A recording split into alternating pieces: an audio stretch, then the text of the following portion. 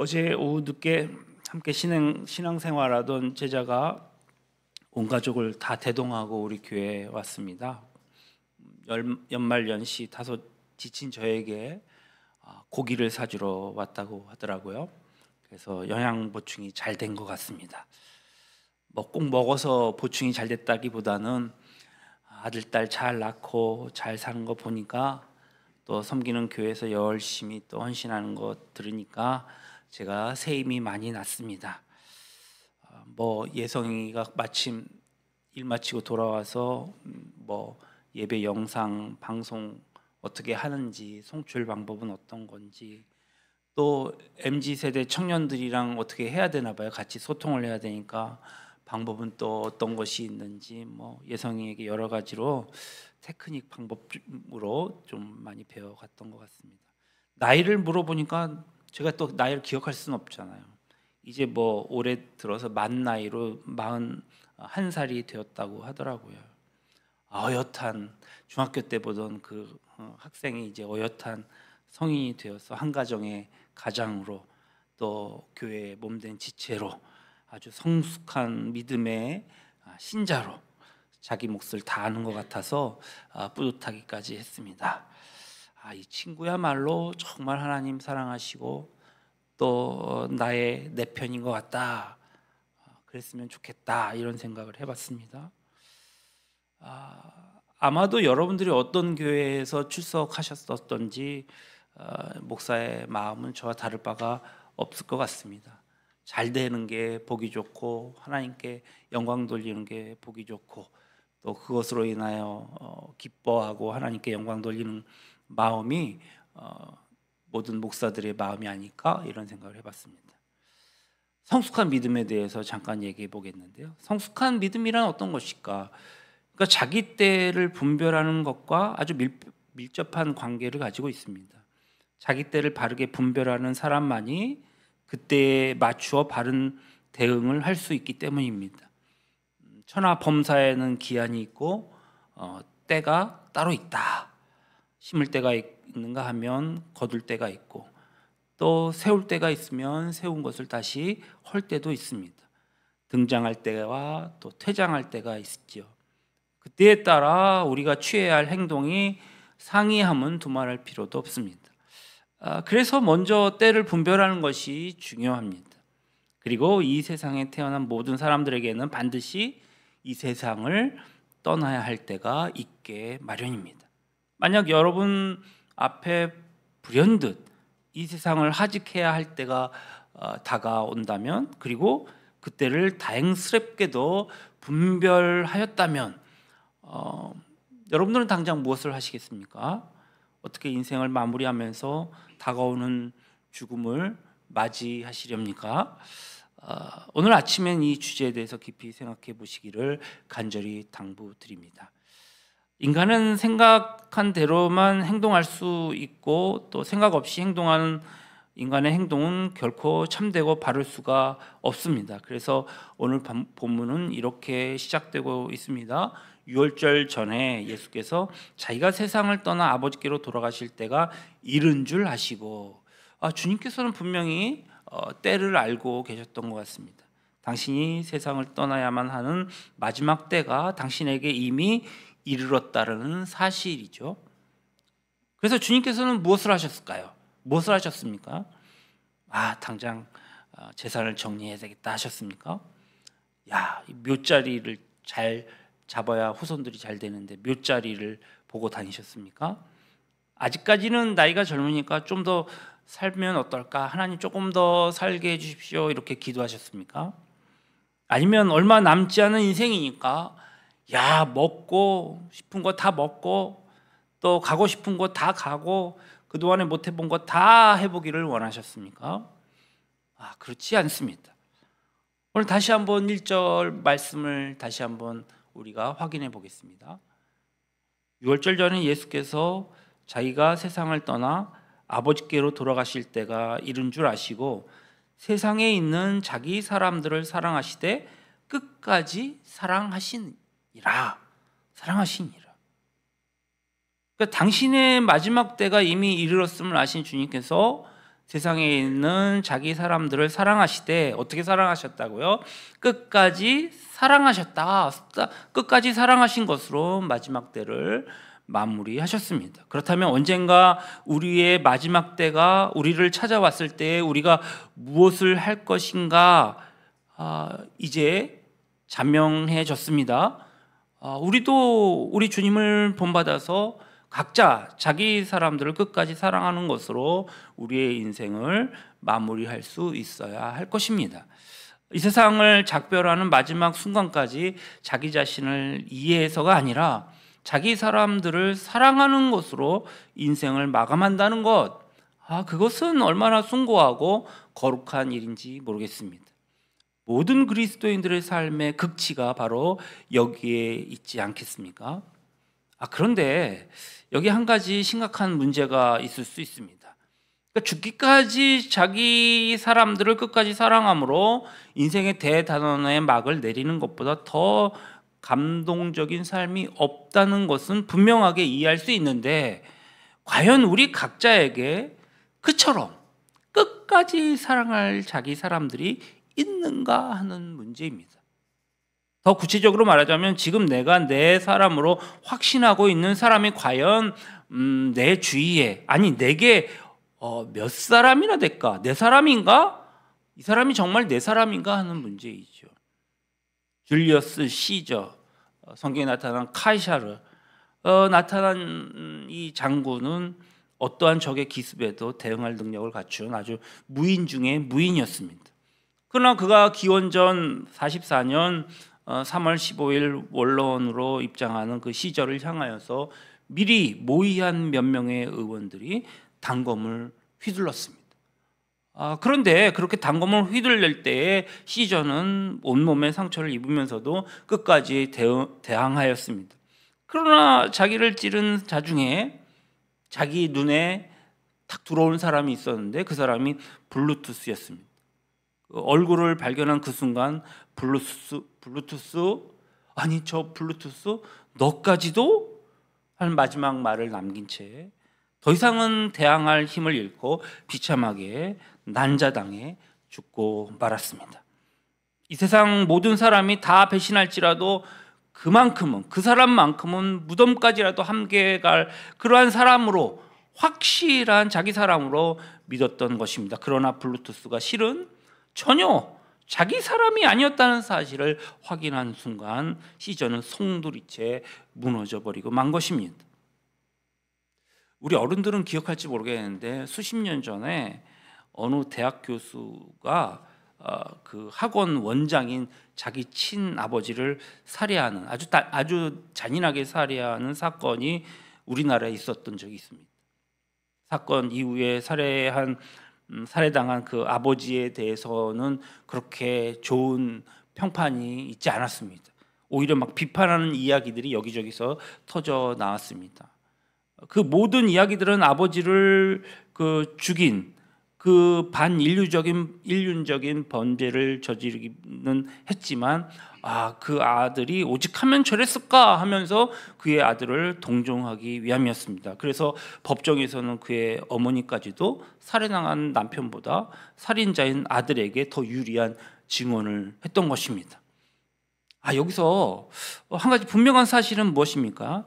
아들이 휘두른 칼에 의해서 비명횡사한 그 아버지는 죽는 그 순간까지 그 아들을 자기 아들로, 자기 사람으로 생각했으리라는 것입니다. 그러나 사실은 어땠습니까? 그 아들은 그 아버지의 아들도 아버지의 사람도 아니었습니다. 그냥 아버지의 원수일 뿐입니다. 적지 않은 사람들이 자기 배우자만큼은 틀림없는 자기 사람이다 이렇게 믿습니다. 이렇게 믿다가도 어느 날 그 배우자가 내 사람이 아니라 남의 사람이구나 이 사실을 알고 증오에 몸부림치는 것을 보게 됩니다. 자기 사람이라 믿었던 자들이 영원토록 변함없이 자기 사람으로 남아있다면 이 세상에는 무슨 배신이니 배반이니 하는 말이 어떻게 생겼겠습니까? 아예 있지도 않았겠죠. 오히려 요즘 사람들의 대화 속에 보면 어느 한 배우의 그 캐릭터 의리 이거 기억하십니까? 근데 최근에는 사라진 것 같아요. 그러니까 이 단어가 사라졌다는 사실이야말로 이 수많은 이들이 자기 사람인 줄 알았던 사람이 실은 자기 사람이 아니었음을 경험하고 있다는 반증이 아니겠습니까? 그렇다면 이제 우리 각자를 되돌아 보십시다. 우리는 어떻습니까? 우리에게는 우리의 마지막 때에 이르렀을 때에 끝까지 사랑할 자기 사람이 있습니까? 그래서 자기 사람이란 지금 내게 있는, 그러니까 예를 들면 뭐 돈, 권력, 명예가 다 없어져도 내 곁에 끝까지 떠나지 않을 사람을 의미합니다. 그러니까 여러분이 지금 자기 사람으로 굳게 믿고 있는 그 사람이 정말 자기 사람이 맞느냐는 얘기예요. 그 사람은 속으로 여러분들을 향해 혹시 비수를 품고 있는데 여러분만 자기 사람으로 착각하고 있는 것은 아니란 말이죠. 한 지붕 아래에서 살고 있는 여러분들의 가족은 정말 자기 사람이 맞나? 다른 사람을 두고서라도 여러분들의 자식만큼은 확실하게 물론이죠, 목사님, 무슨 그런 말도 안 되는 가정 파괴범입니까? 그런 말씀하십니까? 그럴 수도 있어요. 그러나 확실하게 당신의 사람이 맞냔 말입니다. 그들의 마음이 여러분들로부터 멀리 떠나버렸음에도 불구하고 혼자만 어떻게 해서든지 나는 내 자녀들을, 내 배우자를 나는 먹여 살렸고 나는 이렇게 버티고 있으니까 이 사람들은 틀림없이 내 사람이야, 자기 사람이라고 믿고 있는 것은 아닙니까? 그런데 여기서 또 다른 문제가 하나 발견돼요. 그게 뭐냐면, 만약 우리에게 어떠한 경우에도 자기 사람이라는 확신을 내세울 수 있는 사람이 있다 할지라도 애써 자기 사람을 만들어서 그 사람을 곳곳에 심어두고 사랑하는 것이 과연 의롭고 정당한가 하는 문제입니다. 정말 자기 사람을 만들기가 모두에게 바람직한 일일 수는 있는 것인가? 있습니까? 오히려 인간의 역사는 인간들의 그 무분별한 자기 사람 만들기, 자기 사람 심기, 자기 사람 봐주기, 사랑하기로 인해서 처참할 정도로 얼룩져 있음을 우리는 너무도 잘 알고 있습니다. 그러니까 자기 사람을 만들고 자기 사람만 사랑한다는 것은 자기 사람 아닌 자는 경원하고 배척하며 부정하는 것을 의미하는 것은 아닙니까? 때로는 어떻게 해서든지 저 사람을 위해해서 죽기만을 바라는 것은 아닙니까? 그 같은 사람 나누기, 자기 편 만들기가 바람직한 결과를 잉태할 수는 없습니다. 단지 자기 사람이 아니란 이유 하나 때문에 스탈린은 몇 천만 명에 되는 많은 동족을 죽여버렸습니다. 마오쩌둥, 모태통은요, 자기 사람 아닌 사람들을 얼마나 잔인하게 다뤘는지 모릅니다. 마지막으로 히틀러, 결코 자기 사람이 될 수 없다고 단정한 유태인들을 얼마나 끔찍하게 많이 학살했습니까? 위대한 정복자들의 역사란 실은 자기 사람들을 위해서 자기 사람 아닌 자들에게 무차별적으로 가한 만행의 역사일 뿐입니다. 이 나라의 5,000년 역사를 붕괴시킨 조선 왕조 500년, 기억나는 것이 무엇입니까? 저는 당파 싸움밖에 기억이 안 납니다. 당파 싸움이란 역시 한마디로 자기 사람 만들기 다툼이 아니었습니까?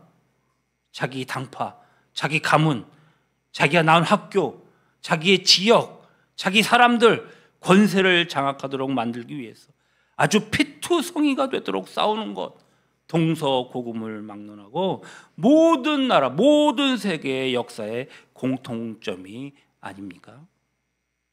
이스라엘 초대 왕이었던 사울은 수단과 방법을 가리지 않고 젊은 장군 다윗을 제거하려고 했습니다. 오직 다윗을 죽일 목적으로 3,000명을 모아서 특공대를 만들어서 그가 가는 곳마다 추격했습니다. 도대체 이유가 무엇입니까?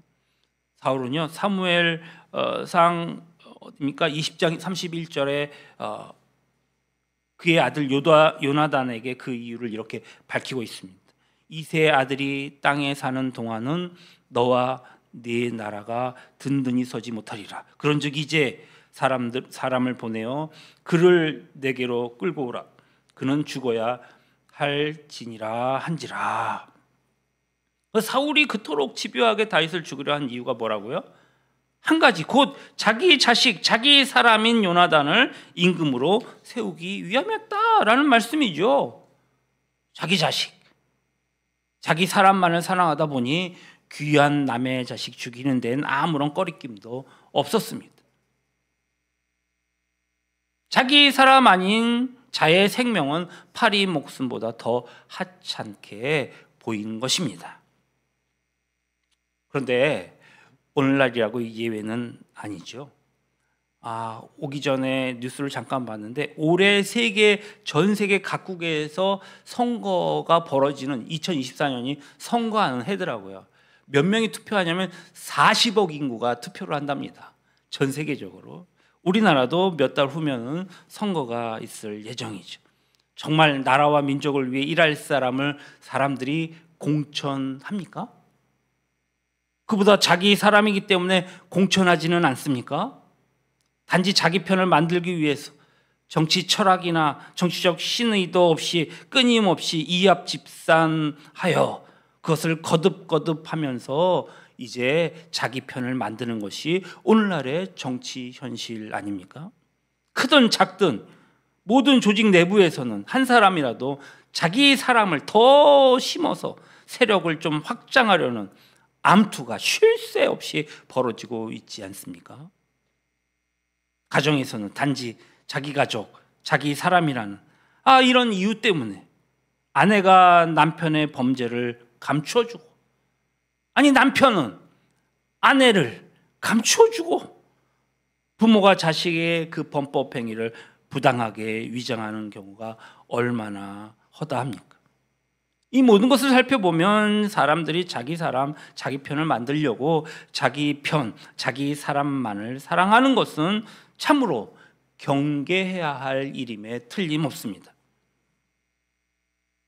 그것은 곧 자기 사람, 자기 편이 아닌 자는 이유 없이 짓밟으려는 행위를 초래하는 까닭입니다. 그럼에도 불구하고 왜 오늘 본문에서 예수님께서는 자기 사람을 만드셨습니까? 왜 자기 사람을 사랑하시되 그 사람들을 끝까지 사랑하시는 것으로서 이 땅에서 당신의 마지막 때를 마무리하셨을까요?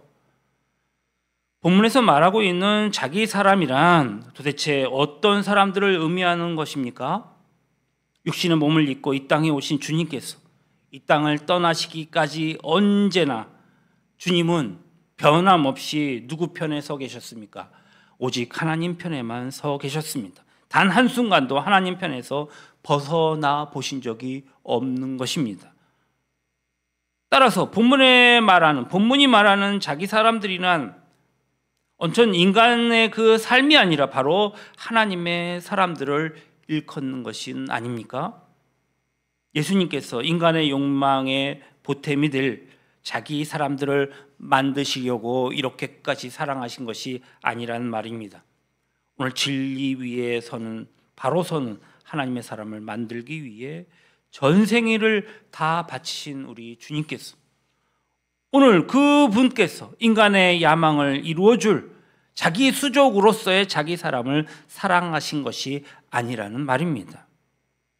그가 사랑하신 것은 오늘 하나님의 뜻을 이루는 하나님의 도구, 하나님의 사람들을 사랑하신 것은 자명합니다.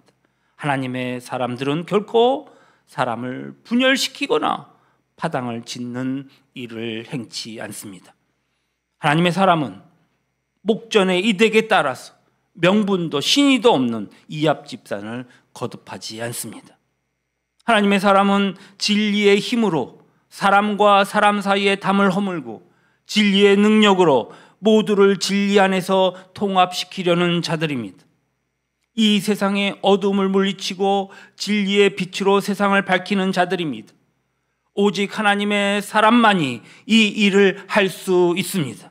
그래서 하나님의 사람 만들기에 평생을 바치신 주님께서 오늘 하나님의 사람들을 끝까지 사랑하신 것으로 당신의 마지막 때를 장식하신 것은 지극히 당연한 일이요.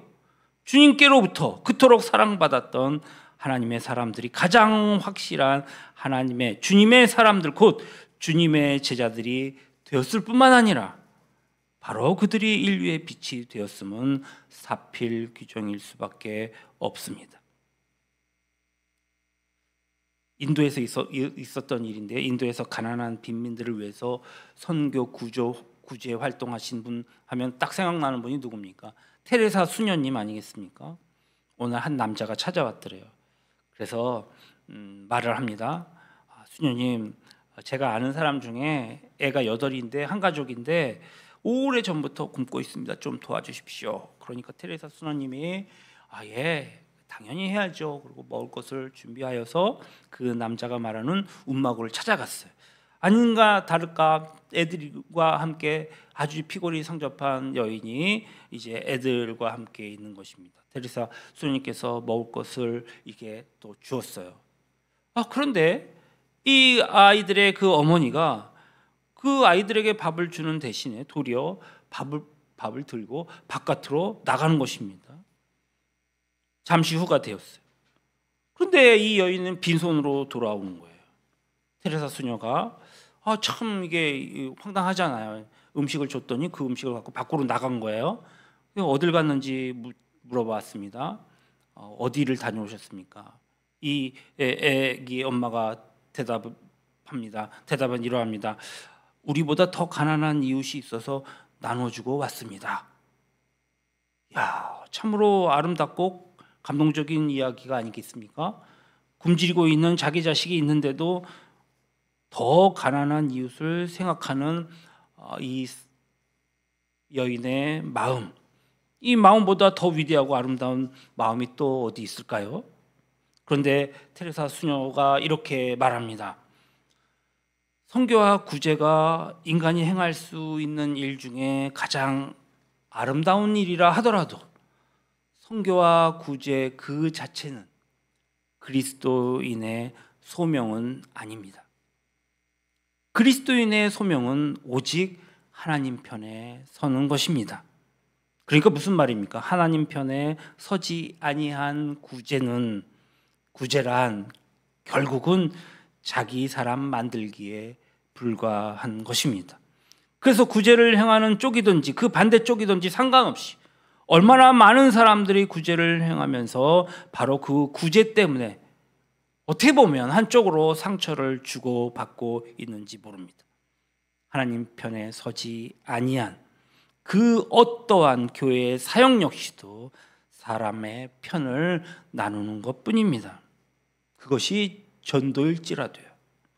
그래서 전도가 왕성하면 왕성할수록 바로 그 전도가 되어온 전도를 받아서 되어온 얼마나 많은 사람들이 정말 하나님의 사람이 되어야 하는데 하나님 편에 서게 되지 못한 채 때로는 목사나 전도인의 그 사람, 교파의 단체의 노예로 전락하고 있는지 모릅니다.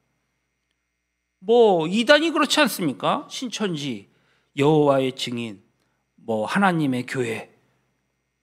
우리가 정말 깨어있는 자가 되지 아니하면 그리스도를 이용하여서 내 욕망에 따라서 내 사람을 만들고 내 세력을 확장하려다가 그들과 더불어 공멸할 수밖에 없는 것입니다. 말씀을 정리하겠습니다. 사랑하는 성도 여러분, 여러분의 아내와 남편이 자기 사람 되기를 원하십니까? 여러분의 자식이 진정 자기 사람이기를 원하십니까? 여러분의 이웃이, 여러분의 동료가 참으로 자기 사람 되기를 원하십니까? 그렇다면 여러분이 먼저 하나님 편에 서는 것, 하나님의 사람이 되십시오. 그 후에 바로 그 사람이 하나님의 사람이 되게끔 그를 돕고 이끌어 주십시오. 모두가 하나님의 사람이 될 때 서로가 서로에게 가장 확실한 자기 사람이 될 수 있습니다. 왜 그렇습니까? 왠지 아십니까? 하나님의 사람이 된다는 것은 곧 진리 안에서 참다운 남편과 아내, 참다운 부모와 자식, 참다운 이웃과 동료 그리고 국민이 되는 것을 의미하기 때문입니다. 이처럼 그리스도 안에서 서로가 서로에게 자기 사람이 되어주는 그 관계 속에서 에덴 동산은 복원되지 않겠습니까? 참으로 하나님 편에서 먼저 서서 다른 사람을 하나님 사람으로 이끌어주며 그 하나님의 사람을 끝까지 사랑하며 인생을 마무리하는 그러한 삶보다 더 아름다운 삶 또 어디 있을까 싶습니다. 그런 저와 여러분이 올 한 해가 한 해 되시기를 주님의 이름으로 축원합니다. 기도하십시다. 하나님 아버지, 오늘 이 아침에